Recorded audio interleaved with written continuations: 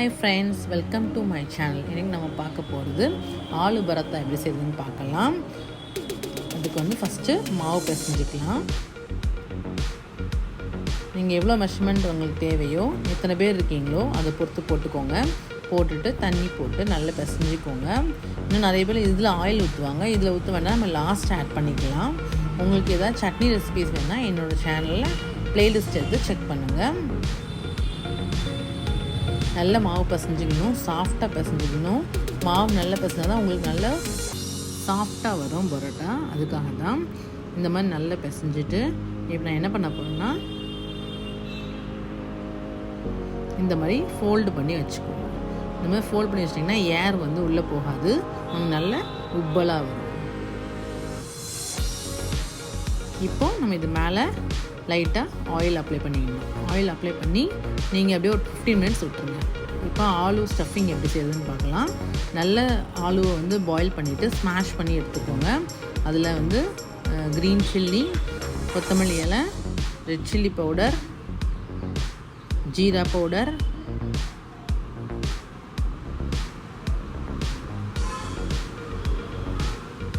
கரம் மசாலா, லாஸ்ட்டில் கொஞ்சம் சாட் பவுடரும் உப்பும் சேர்த்துக்கோங்க. எல்லாமே உங்களுக்கு எவ்வளோ தேவையோ காரம் அதை பொறுத்து போட்டுக்கோங்க. இப்போது 15 மினிட்ஸ் ஆயிடுச்சு. நம்ம ஆலு பரோட்டா எப்படி செய்யுதுன்னு பார்க்கலாம். ஃபஸ்ட்டு நல்ல உருண்டையாக உங்கள் கைக்கு பிடி அளவுக்கு வர்ற அளவுக்கு கொஞ்சம் பெருசாகவே எடுத்துக்கோங்க. கொஞ்சம் பெருசாக இருந்தால் ப்ராப்ளம் இல்லை, ரொம்ப சின்னதாக இருந்தால் ஸ்டஃபிங் வந்து வெளியே வந்துடும். ஸோ கொஞ்சம் பெருசாகவே நல்லா எடுத்து உருட்டிக்கோங்க. நான் பண்ணுற மாதிரியே நீங்களும் பண்ணுங்கள்.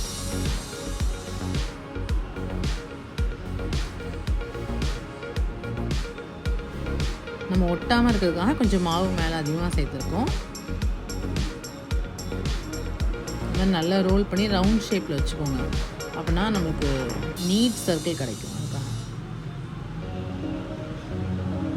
இந்த மாதிரி தேய்க்கணும். 2 சைடு ஈக்குவலாக தேய்ங்க.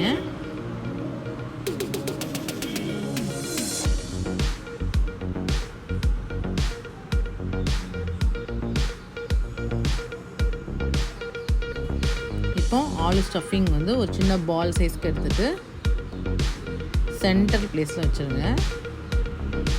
இப்போ நம்ம என்ன பண்ண போகிறோம்னா, சின்ன சின்ன ஃபோல்டிங் வந்து நம்ம அந்த கொழுக்கட்டெல்லாம் பிடிப்போம்ல, அந்த மாதிரி சின்ன ஃபோல்டிங் மாதிரி எடுத்துக்கிறேன். அதில் மேலே மட்டும் அப்படியே ரவுண்ட் பண்ணி கட் பண்ணிவிட்டு இது ஒரு பேக் மாதிரி சின்னதாக அப்படியே ரோல் பண்ணி விட்டுருங்க, சின்னதாக ரவுண்டாக.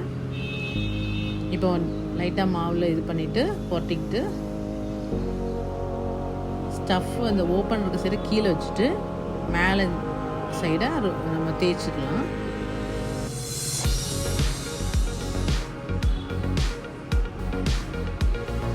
பார்த்து ஈக்குவலாக பண்ணுங்கள், அப்போ தான் ஸ்டஃபிங் வெளியே வராமல் இருக்கும்.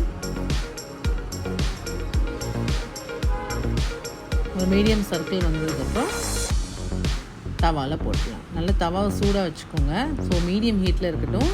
போட்டதுக்கப்புறம் கொஞ்சம் ஹை ஹீட்லேயே வைங்க. வச்சுட்டு டபுள் சைடும் திருப்பி போடணும். இந்த மாதிரி நார்த் இந்தியன் ரெசிபீஸ்க்கும் சவுத் இந்தியன் ரெசிபீஸ் பார்க்கறதுக்கும் don't forget to subscribe my channel. இப்போ திருப்பி போட்டுடலாம். 1 சைடு லைட்டாக பாயிலாக ஸ்டார்ட் ஆகிடுச்சு. 2 சைடுமே லைட்டாக பாயில் ஆனதுக்கப்புறமா மேலே உள்ள சைடில் நம்ம லைட்டாக ஆயில் அப்ளை பண்ணிக்கலாம். பார்த்திங்களா, கீழே நல்லா வேக ஆரம்பிச்சிச்சு. ஸோ இந்த ஆயில் போட்ட சூடில் இன்னும் நல்ல அந்த சைடும் பாயில் ஆகிடும்.